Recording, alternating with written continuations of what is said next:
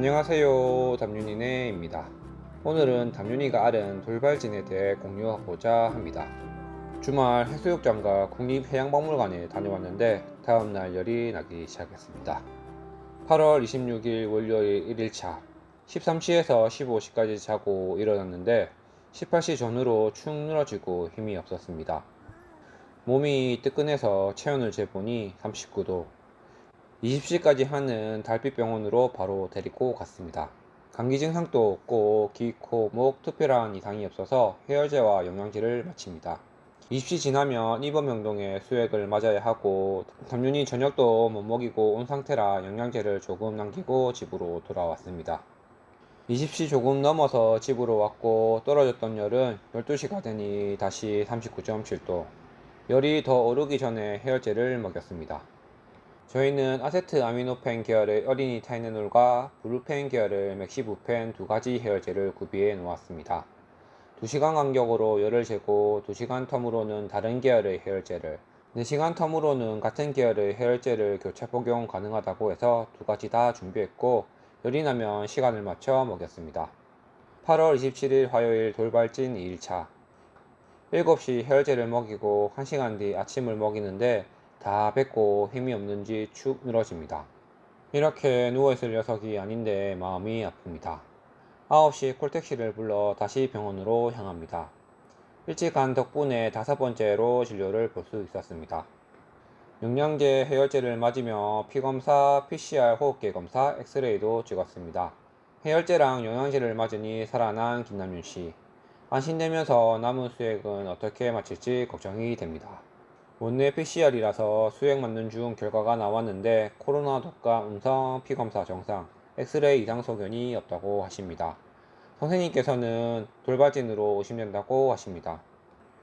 돌발진이란 바이러스 감염에 의해 발생하고 주로 유아기에 발생하며 발열 발진이 특징이라고 합니다. 3세 미만 발생률이 95% 이상이며 특히 6에서 15개월에 많이 발생된다고 합니다. 경미한 감기 증상, 결막, 흉열 등 외에는 무증상에 가깝다고 합니다. 그리고 가장 무서운 고열이 발생하는데 특별한 동반 증상은 없다고 합니다.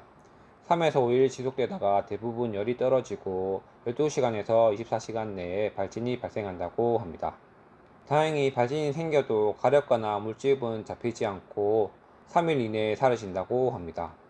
그리고 보통의 돌발진은 전염성은 없다고 합니다. 수액 다 마치고 집으로 와서 점심을 먹이는데 거의 안 먹습니다. 자고 일어나니 또 열이 39도가 넘어서 해열제를 먹입니다. 이번엔 타이레놀 해열제를 먹였습니다. 4시간쯤 지나니 뒷목이 뜨거워지고 또 39도 넘게 열이 납니다. 입시 조금 지나 또 해열제를 먹입니다.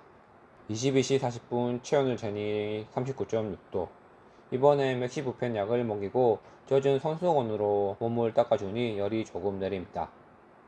8월 28일 수요일 돌발진 3일차 자고 일어난 담윤이 또 체온 38.8도를 찍습니다. 오전 7시 해열제를 먹입니다.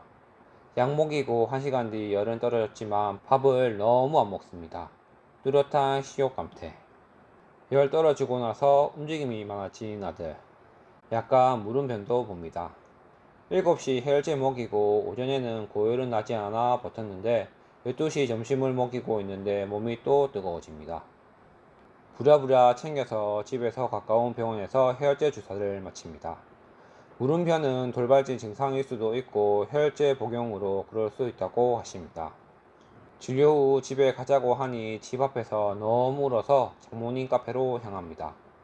힘없이 의자에 누워만 있어서 집으로 가자고 하니 도리도리 고개를 휘젓습니다. 해열제 주사 효과는 좋은 것 같습니다. 얼마 지나지 않아서 열은 떨어졌고 움직이기 시작합니다. 좋아하는 참깨스틱도 먹습니다. 집 와서 저녁 먹이는데 밥은 여전히 안 먹습니다. 21시 체온 39도 또 해열제를 먹입니다. 8월 29일 목요일 돌발진 4일차 새벽 2시 체온 측정 39도가 넘습니다.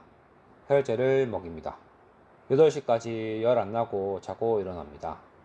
아침 먹이는데 짜증이 심해 체온을 재니 38도가 넘습니다. 9시 다시 해열제를 먹입니다. 오전에 잘 놀고 13시쯤 잠이 들었고 14시 체온 측정하니 40도.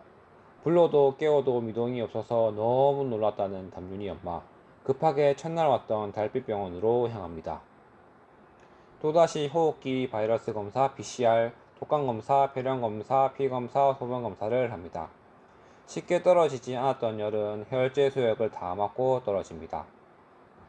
동시에 기운 없던 담윤 씨는 살아납니다. 검사 결과는 역시나 모두 정상 음성입니다. 호흡기 바이러스 검사는 정밀 검사라 결과는 다음날 듣기로 하고 집으로 돌아갑니다. 이날 병원비가 30만원에 육박. 4일 동안 50만원 넘게 나온 병원비. 이번 담윤이네 여름 휴가비는 담윤이 병원비로 다 써버린 것 같습니다. 8월 31일 토요일 돌발진 6일차. 불꽃이 온몸에 퍼집니다. 가려워하고 힘들어하는 것 같아서 눈 뜨자마자 병원 접수를 하고 옵니다. 다행히 체온은 37도. 쭉쭉 마사지 해주고 안아서 달랜 후 단호박 스프를 먹이고 지조를 보러 갑니다.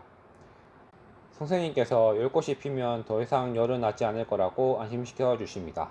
그리고 항알러지 약 먹이고 스테로이드 성분의 연고를 얇게 발라주고 보습관리와 시원하게 유지해 주라고 하십니다.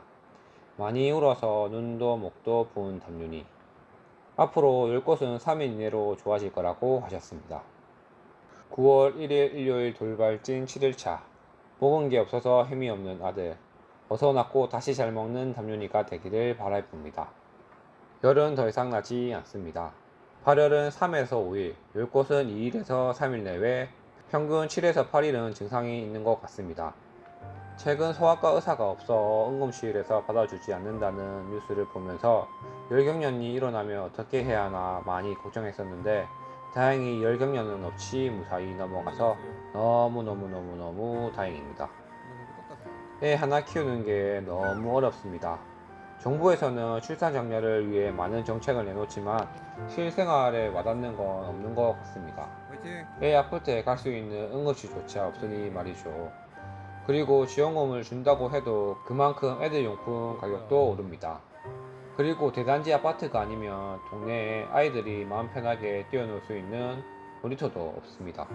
아이가 생기니 전에 보이지 않던 부분들이 참 많이 보이기 시작합니다. 그래서 애도 하나만 낳고 그만 낳게 되는 게 아닐까라는 생각도 해봅니다. 빠른 시일 내로 의료 대란이 해결되었으면 좋겠습니다.